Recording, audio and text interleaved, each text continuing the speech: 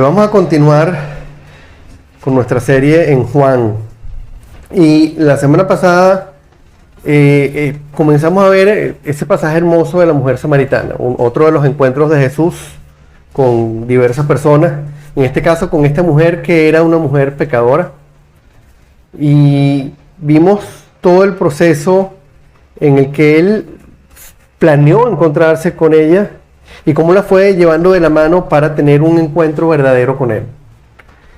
Hoy vamos a ver el resto del pasaje. Hoy vamos a ver cómo continúa la historia y cómo esta mujer actuó de la manera en que el Señor esperaría que actuáramos cualquiera de nosotros. Hoy vamos a ver básicamente cuáles fueron las consecuencias de ese encuentro, las consecuencias de esa mujer, del encuentro de esa mujer con Jesús, y cómo esas consecuencias son aplicables a nosotros hoy. Cómo lo que generó este encuentro de ella con Jesús es lo mismo que debe generar en cada uno de nosotros. Pero antes de pasar al sermón, vamos a recordar que lo último que vimos aquella vez fue esta mujer, después de que el Señor le habla de los verdaderos adoradores adorarán al Padre en espíritu y verdad. Ella le dice: cuando venga el Mesías, Él nos va a explicar todas estas cosas, y vemos esa revelación grandiosa. Jesús en persona diciéndole a ella: ese soy yo, el que te habla. Jesús revelándose ante esta mujer, Jesús revelándole su identidad a esta mujer.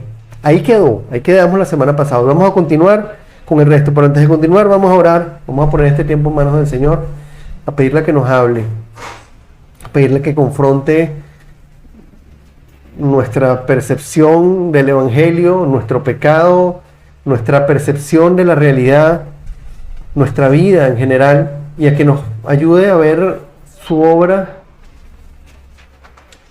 a ver el milagro de la cruz y a descansar en la gracia de la manera que Él quiere que descansemos. Vamos a orar. Padre, te damos las gracias, Señor, hoy. Te pedimos que en medio de las circunstancias que cada uno estemos viviendo, en medio de las distracciones, Señor, que puedan estar desviándonos a cada uno de estar delante de ti, de entenderte, de conocerte, en medio de la vergüenza que podamos tener, Señor, por los errores que hemos cometido, en medio de la rebeldía, Señor, que aún habita en nosotros.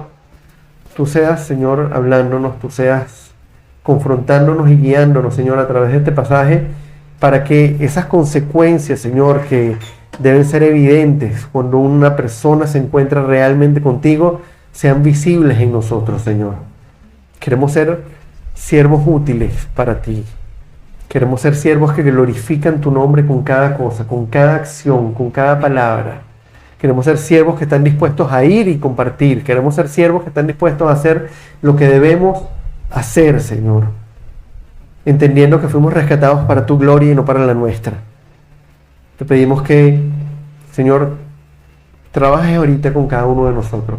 Nos ponemos delante de ti, nos humillamos delante de ti y te damos las gracias, Señor, por permitirnos estar ahora aquí, conociéndote más, escuchando tu palabra y siendo transformados por ti, Señor, conforme a la imagen de nuestro Señor Jesucristo. Oramos y te alabamos, Padre, en el nombre de Jesús. Amén y amén. Vamos a ver entonces las consecuencias. Vamos a ver 4 consecuencias de un encuentro real con Jesús. Vamos a empezar por la primera, que es la premura, la urgencia por compartir la buena noticia. Voy a ir leyendo el texto secuencialmente a medida que vamos predicando porque es un poco largo. Vamos a empezar allí en Juan 4, donde nos quedamos la semana pasada, leyendo primero los versículos 27 al 29. Ya sabemos que lo último que ocurrió fue Jesús diciéndole a esta mujer: yo soy el que te habla, yo soy el Mesías. Continúa el versículo 27. En esto llegaron sus discípulos y se sorprendieron de verlo hablando con una mujer, aunque ninguno le preguntó: ¿qué pretendes?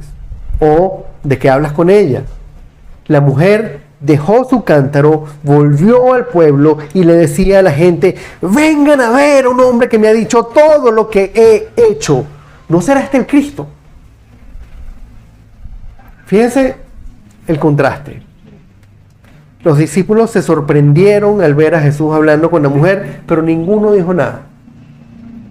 ¿Qué hace el maestro hablando con una samaritana? ¿Qué hace el maestro rebajándose para hablar con esta mujer? ¿Quién sabe qué les pasó por la cabeza? El hecho es que se sorprendieron, pero se quedaron callados la boca. Entre tanto, ¿qué hizo la mujer? Que había ido a recoger agua, que tenía un objetivo ese día, que era llegar a su casa con los cántaros llenos. Dejó el cántaro, no terminó de hacer lo que estaba haciendo, no recogió el agua que iba a recoger, volvió al pueblo y comenzó a decirle a toda la gente: vengan a ver a un hombre que me ha dicho todo lo que he hecho. ¿No será este el Cristo? Si recordamos, esta mujer muy probablemente tenía una reputación dudosa en su pueblo. Estaba ahí a las 12 del mediodía, a la hora en que nadie iba a buscar agua. La gente iba tempranito en la mañana o al final de la tarde, cuando el sol no estaba inclemente así como está ahorita. Pero esta mujer fue a la hora en la que no había otras mujeres recogiendo agua. Había tenido 5 maridos y ahorita estaba con uno que no era su marido. Probablemente las mujeres la veían fea. Probablemente tenía una reputación dudosa y era despreciada por la gente de su pueblo. Pero lo primero que ella hizo al encontrarse con Jesús fue dejar lo que estaba haciendo, que era para ella importante porque era buscar agua. Todos sabemos lo importante que es tener agua en casa y cuán problemático es no tenerla. Pero ella dejó el agua, ella dejó el cántaro y se fue al pueblo, aunque sabía que era mal vista, aunque sabía que probablemente la gente a ella no le iba a querer escuchar. Esta mujer fue para el pueblo y les dijo: vengan a ver. Este hombre sabe que he tenido 5 maridos, sabe que estoy ahorita con uno que no es mi marido. No les dijo: vengan a ver a alguien que está predicando. No, él sabe quién soy yo. Así como ustedes saben quién soy yo, él sabe quién soy yo. Me dijo todo lo que he hecho. ¿No será este el Cristo? ¿No será el Mesías?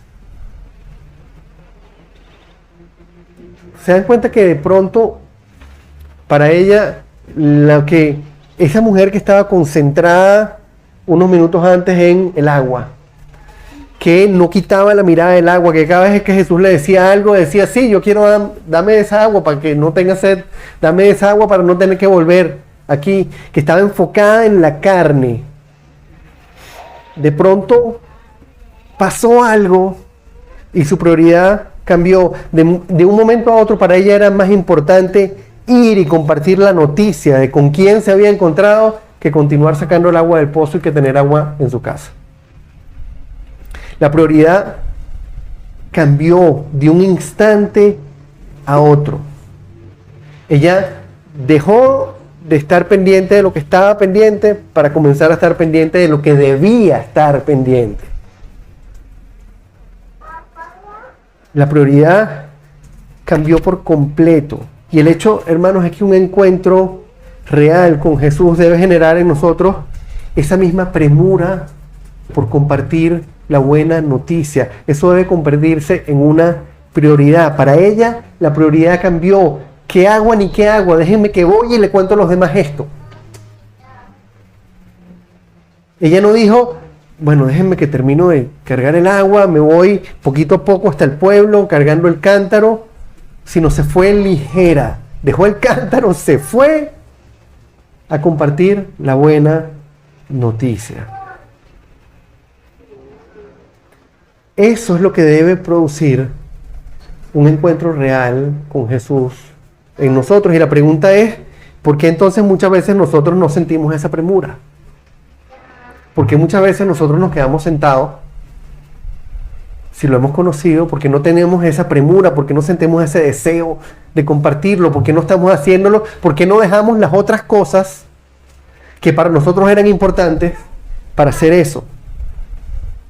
Y es una pregunta interesante, porque en el mismo pasaje vamos a ver un contraste con los discípulos. Esta mujer acaba de conocer al Señor. Acaba de caerle la locha, como decimos aquí, de quién es Jesús.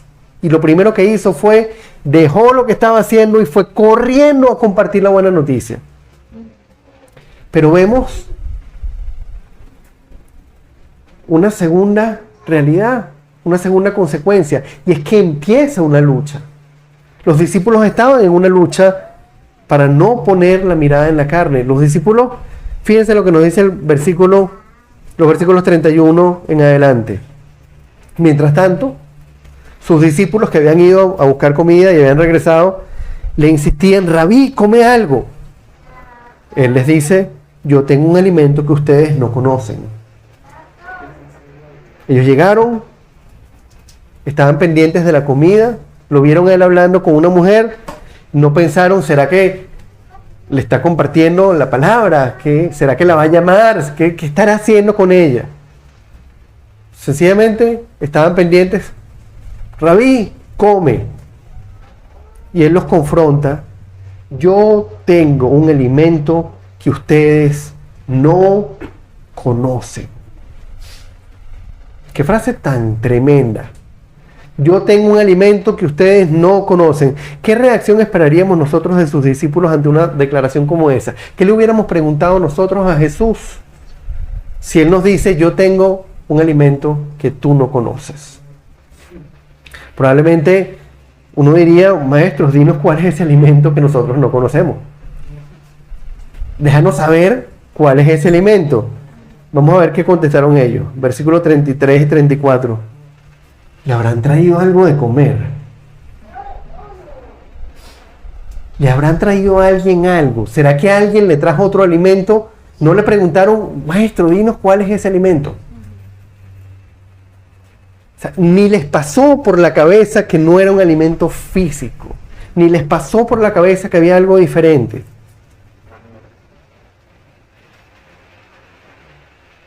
Jesús les contesta, mi alimento es hacer la voluntad del que me envió y terminar su obra. Voy a volver a leer esa frase. Mi alimento es hacer la voluntad del que me envió y terminar su obra. ¿Se dan cuenta que ellos seguían con la mirada puesta en la carne? Están así como estaba la mujer samaritana unos minutos antes mientras conversaba con Jesús, que estaba pendiente del agua, estos estaban pendientes del alimento. Ella estaba pendiente de qué iba a beber y estos estaban pendientes de qué iban a comer. Y la respuesta de Jesús fue contundente. Mi alimento es hacer la voluntad del que me envió y terminar su obra. Mi alimento nada tiene que ver con el alimento físico. Mi alimento nada tiene que ver con lo que como. Y la pregunta es, cuando uno lee esto, la pregunta que tenemos que hacernos es ¿cuál es nuestro alimento? ¿De qué andamos pendientes nosotros como cristianos? ¿Qué es lo que nutre nuestra vida como discípulos de Cristo? Lo que nos nutre es hacer la voluntad de aquel que nos salvó, del que nos envió, o lo que nos nutre es satisfacer las necesidades de nuestro cuerpo, las necesidades de nuestra carne, cumplir nuestros deseos, cumplir nuestros sueños y hacer lo que nosotros queremos hacer. ¿Qué es lo que nos nutre a nosotros como cristianos? ¿Ser instrumentos útiles en las manos del Señor y cumplir su voluntad? ¿O hacer lo que nosotros queremos hacer? Tener las cosas que necesitamos, cumplir los planes y los sueños que tenemos. Y la pregunta inmediata que nosotros debiéramos hacernos a la luz de esto, si nuestro alimento debe ser cumplir la voluntad de aquel que nos envió, ¿cuál debe ser la pregunta que nos hacemos? ¿Y cuál es la voluntad de aquel que nos salvó y nos envió? ¿Cuál es su voluntad? ¿Cuál es esa voluntad que tiene que ser mi alimento? Y eso nos lleva a la tercera consecuencia, y es el llamado a cosechar lo que Él sembró. El llamado a cegar, el llamado a recoger lo que Él sembró. Fíjense ahí a partir del versículo 35 hasta la primera parte del versículo 36 dice, Él les dice, ¿no dicen ustedes, todavía faltan 4 meses para la cosecha? Yo les digo, abran los ojos y miren los campos sembrados. Ya la cosecha está madura, ya el segador recibe su salario y recoge el fruto para vida eterna. Vamos a prestar atención a esto un momento. En pocas palabras, Él les dice, ustedes piensan que aún falta tiempo para la cosecha, pero yo les digo, despiértense, abran los ojos, ya la cosecha está lista, ya es tiempo para que ustedes vayan y recojan, es tiempo para que el segador reciba su parte y recoja fruto, ¿para qué? Para vida eterna. No para que tenga su pan del día, no para que tenga su provisión del mes, no para que le vaya bien y tenga una vida bonita y feliz, sino para vida eterna. Y hermanos, esto es tan válido para nosotros hoy como lo fue para esos discípulos hace 2000 y piquito de años. Fíjense cómo sigue el texto a partir de la segunda parte del versículo 36. Ahora, tanto el sembrador como el segador se alegran juntos. Porque como dice el refrán, uno es el que siembra y otro es el que cosecha. Yo los he enviado a ustedes a cosechar lo que no les costó ningún trabajo. Otros se han fatigado trabajando y ustedes han cosechado el fruto de ese trabajo. Hermano, quien siembra es Jesús. Él es el sembrador. Y a nosotros, sus discípulos, nos toca cosechar y alegrarnos con Él por el fruto de la siembra. A eso es a lo que Él nos envió. A cosechar lo que no nos costó ningún trabajo. El trabajo duro, hermanos, lo hizo Él. La parte imposible la hace Él. El que siembra y produce el fruto es Él. Y la mujer samaritana lo entendió rapidito. No lo tuvo que pensar mucho, no tuvo que pensar. Y se confrontó y salió mandada a decirle a todo su pueblo, a pesar de que era muy probable que la rechazaran y que la miraran feo, y que le dijeran, mira la loca, aquí viene otra vez, ahora hay que con cuento del Mesías, mira, tú que eres una inmoral y que has andado con 5 y estás arrejuntada con otro, nos vas a venir a hablar a nosotros de que está el Mesías aquí. Eso es todo todas las cosas, imagínense todo lo que ella hubiese podido pensar. Sin embargo, para ella fue como un sacudón. O sea, ella se encontró con Jesús y no fue, ay, me cayó una cosita en el ojo. Es como que se hubiera encontrado así como se hubiera pegado de frente con una pared y se hubiera quedado en el sitio y se hubiera despertado y de repente se hubiera dado cuenta, ¿para qué estoy haciendo? Y salió corriendo, dejó todo y se fue. Ella lo entendió. Jesús sembró la palabra en ella. Y ella fue inmediatamente a dar testimonio. Pero ¿qué pasó con los discípulos? Ellos ya tenían tiempo caminando con Él. Ellos lo habían escuchado. Vemos en muchas otras instancias en las que ellos tienen un rechazo por todos aquellos que no son judíos. Vemos ahorita que cuando Él les empieza a hablar de un tema espiritual, ellos de qué estaban pendientes, de ¿será que alguien le trajo una comida y nosotros no lo vimos? Ellos estaban como estaba ella.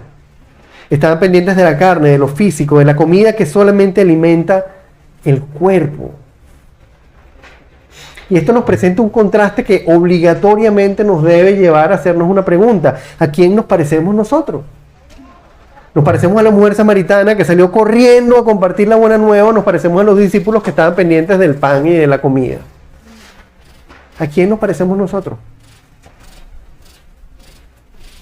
Hermanos, esa lucha va a estar ahí. O sea, no estoy diciendo esto para que se sientan mal. Esta lucha está ahí. Si a ellos les pasó y si eso quedó registrado en uno de los evangelios, es porque nos puede pasar a cualquiera de nosotros y tenemos que ser conscientes de eso. Tenemos que mantenernos conscientes de que nosotros hemos sido enviados a cosechar. Esa es la voluntad de nuestro Señor. Él no nos salvó para que dijéramos qué rico, hemos sido salvados y somos parte de la familia de Dios, ahora voy a descansar.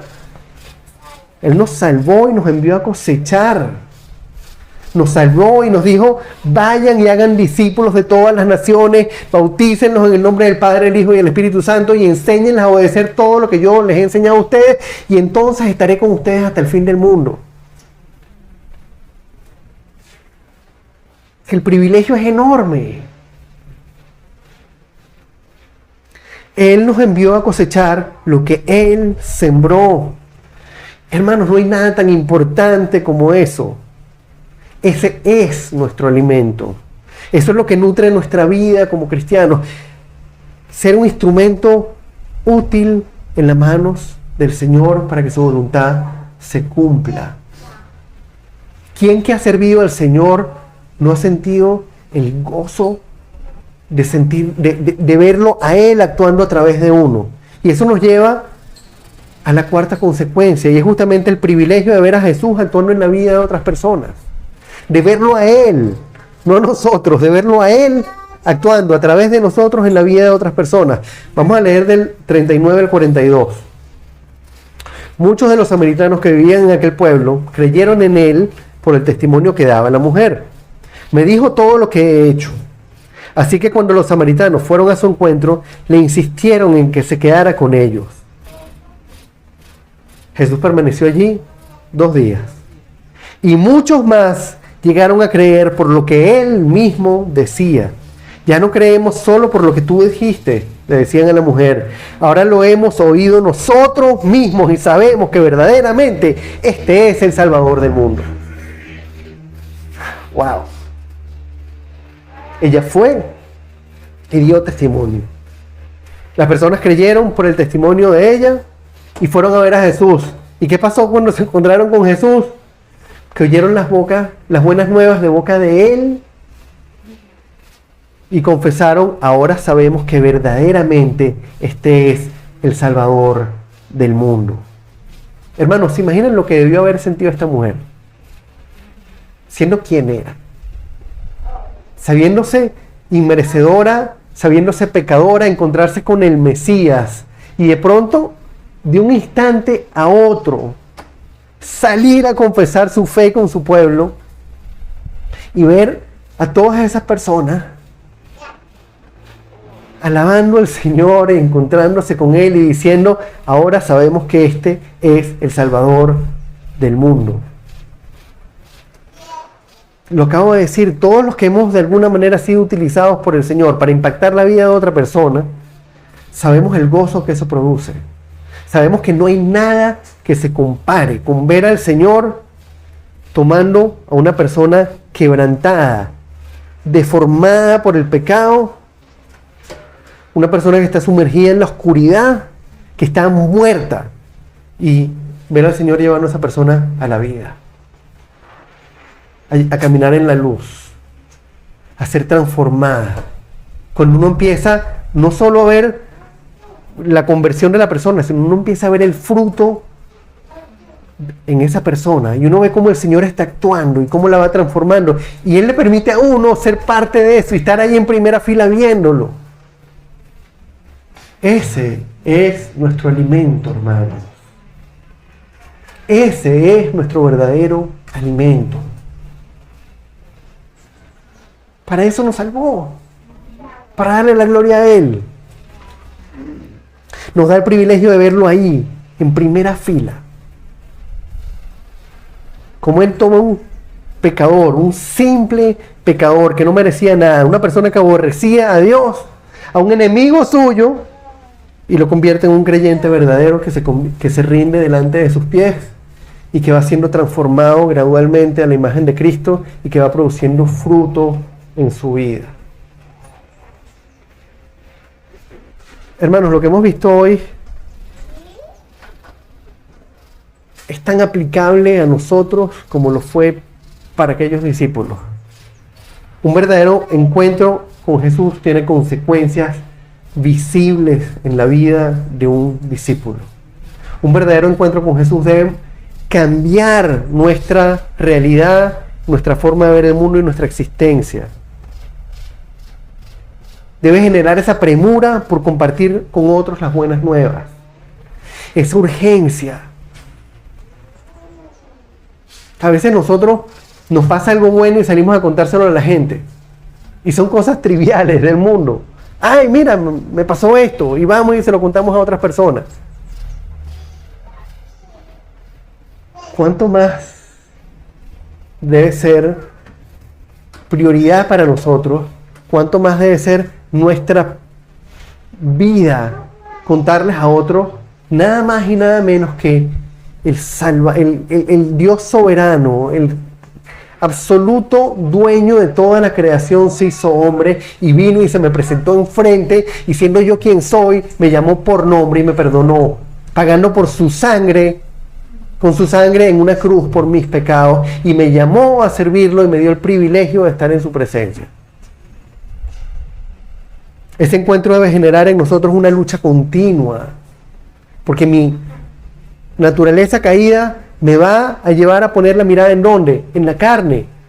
Tengo que comer, tengo que beber, tengo que vestir, tengo que hacer, quiero, tengo sueños, mi naturaleza caída me va a llevar a poner la mirada en las cosas de este mundo, pero el encuentro real con Él me tiene que introducir en una lucha diaria en la que no quiero poner los ojos en la carne, sino en Él.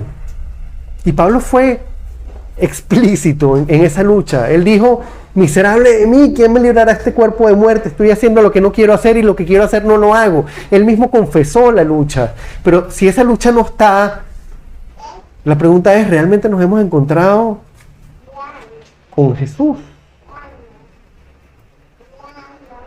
Ese encuentro, Señor, ese encuentro con el Señor tiene que generar en nosotros una conciencia. Hemos recibido un llamado a cosechar lo que es suyo. Él nos llamó a cosechar en su campo lo que Él sembró. No a seguir viviendo. Nuestro propósito cambia. Nuestro propósito como seres humanos cambia por completo el día que nos encontramos con Jesús. Ya dejamos de ser ciudadanos de este mundo que viven para sí mismos y pasamos a ser ciudadanos del reino de los cielos, enviados por Él a cegar lo que Él sembró. Nuestra vida, nuestro propósito cambian, nuestra razón de vivir es otra. Y ese encuentro debe producir un gozo tremendo en nosotros cada vez que lo vemos a Él actuando en otras personas, transformando la vida de otras personas, confrontando a otros, salvando a otros, produciendo fruto en otros y permitiéndonos a nosotros ser parte de eso. O sea, Él pudiera hacer así. Y todos aquí, ¡puf!, somos igualitos a Jesús. Pero nos da el privilegio a cada uno de nosotros de ser parte del proceso en los demás. Pudiendo hacerlo Él, nos da ese privilegio de ser parte de su plan, parte del proceso en el que Él salva y santifica a otros con su poder, pero somos instrumentos suyos. Y lo increíble de este pasaje, lo más bello probablemente de este pasaje, es que a quien el Señor utilizó para demostrarle esto a sus discípulos no fue a la persona que ellos hubiesen esperado. Si la respuesta de Nicodemo hubiese sido salir corriendo a mostrar, a predicarle a todos los judíos las buenas nuevas, ellos no se hubieran extrañado. Ellos hubiesen dicho: wow, Nicodemo, mira, el maestro de la ley, fariseo, maestro de maestros, este es el tipo, este es el que es. Pero Él no utilizó Nicodemo para eso. Él utilizó una mujer que había estado con 5 maridos, que estaba rejuntada con otro, que era una pecadora rechazada, que no quería encontrarse con nadie de su pueblo, y de un momento para otro, ¡pum!, estaba ella y el resto del pueblo tendido delante de los pies del Señor.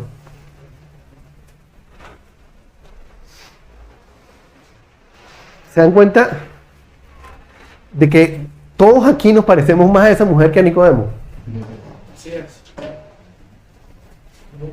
Que si lo vemos en el fondo, ninguno de nosotros seríamos los idóneos para hacer la tarea. De que ninguno de nosotros merecíamos ser llamados y que se nos diera el privilegio de formar parte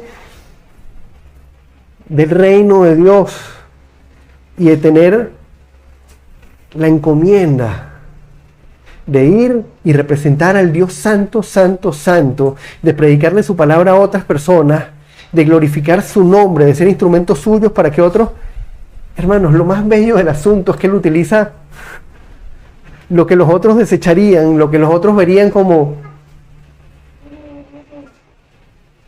A los ojos de él no hay nadie capaz de hacerlo.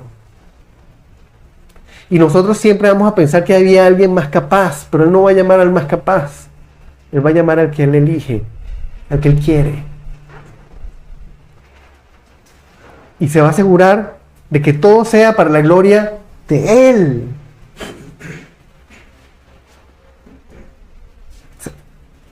Solo imaginen aquel cuadro. Esta mujer samaritana hablándole a sus contemporáneos samaritanos. Para ponerlo en un contexto actual, un santero, el que alguien le compartió la palabra y fue y habló con todos sus amigos santeros y todos se convirtieron a los pies del Señor. O sea, así bien chocante. Que uno dice, no, que este hombre, ¿cómo este hombre va a salir a predicar la palabra y otros se van a convertir si es un recién convertido? No, bueno, salió de la santería, pero se acaba de convertir. Fue lo mismo que ocurrió aquel día. Una samaritana, mujer, pecadora, fue utilizada por el Señor para convertir un pueblo entero. Hermanos, esto no se trata del tiempo que alguien tiene como creyente, de decir, no, es que yo tengo que tener tantos tiempos para poder ir y compartir el Evangelio. Esto no se trata de la preparación, es que tienes que haber estudiado en el seminario, tienes que haber hecho esto, tienes que haber hecho aquello, o de las habilidades que cada quien posee. Tampoco se trata de que las personas a las que le vamos a predicar estén preparadas o no. Esto se trata de la conciencia que como discípulos de Jesús tenemos de la magnitud de su obra. Y cómo esa conciencia de la magnitud de la obra del Señor modela nuestra forma de vivir. ¿Cuál es el valor que yo le doy a lo que Jesús hizo en mi vida? Y cómo respondo frente a eso. Si yo como esa mujer samaritana me doy cuenta que no valía absolutamente nada, que no era merecedor, y que Él hizo, y que Él pagó lo que yo no podía pagar, y que me dio el privilegio de ser hijo suyo cuando yo no lo merecía. Y me voy imbuyendo cada día más en esa realidad y cada día me maravillo más frente a esa realidad. Entonces mi respuesta va a ser actuar con premura, ir, compartir. Es esa conciencia la que provoca la premura, la que provoca la lucha con la carne, la que nos hace responder al llamado y la que nos permite gozarnos en ver a Jesús actuando en la vida de otras personas. Hay una diferencia, una sola diferencia entre el cristiano que va y comparte y el cristiano que no.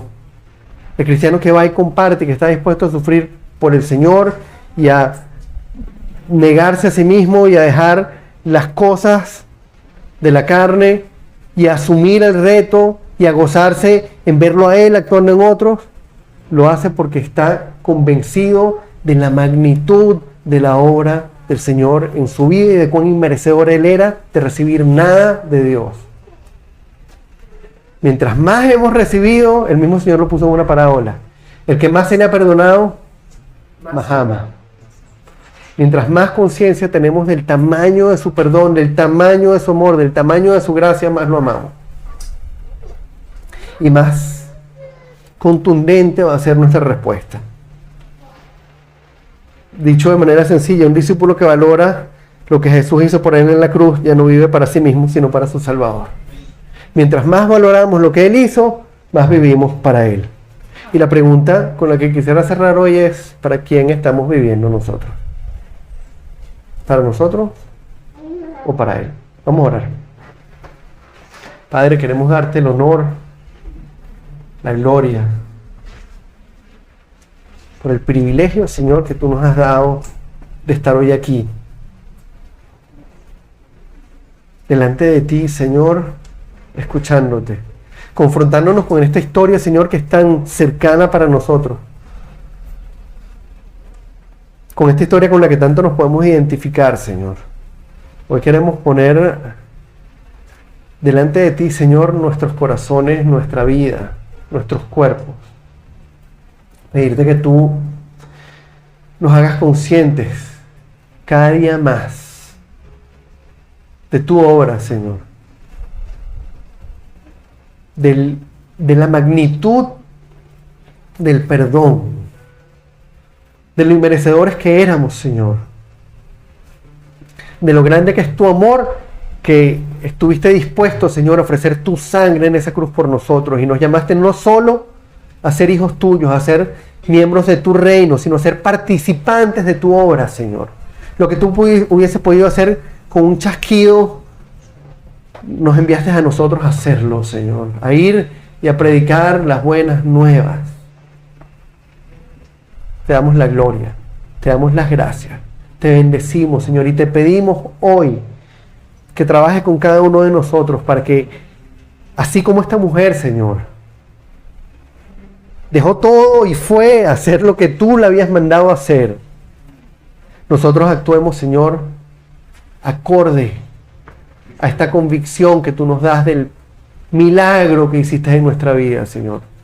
Que aprendamos de esta lección, Señor, cómo los mismos discípulos que estaban caminando contigo no reaccionaron como debían, se mantuvieron en la carne, se mantuvieron pendientes de las cosas de este mundo y no fueron capaces de ver el aspecto espiritual y la magnitud de la obra,